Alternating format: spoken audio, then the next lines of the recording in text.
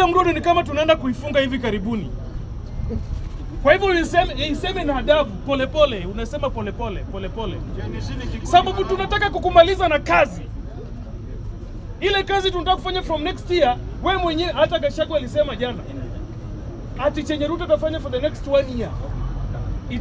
Itafanya watu wengi wampende. Si alisema kwa TV jana? Kwa hivyo sisi tushikane, tusupport president, amalize muhula yake. Wewe kama unaimezea mate, ngoja 2032 ndio uanze kutafikiria kama unataka kusimama na ukuje na pesa. Sisi hapa kwa siasa tunafanana wanawake wanafanya kazi kwa baa. Ule kijana ama mwanaume ametununulia nyama kwota hiyo siku, huyo ndio bwana yetu. That's our husband. Kwa hivyo sisi William ametununulia nyama kwota, sasa ndio bwana yetu.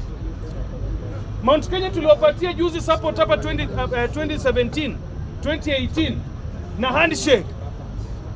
Hakuna hata mifupa. Yani uhuru yani, lakini nyinyi pia Mount Kenya pia usangeni mnatushika sana. Hawaje wakaenda jomba licho mea. Hawaje.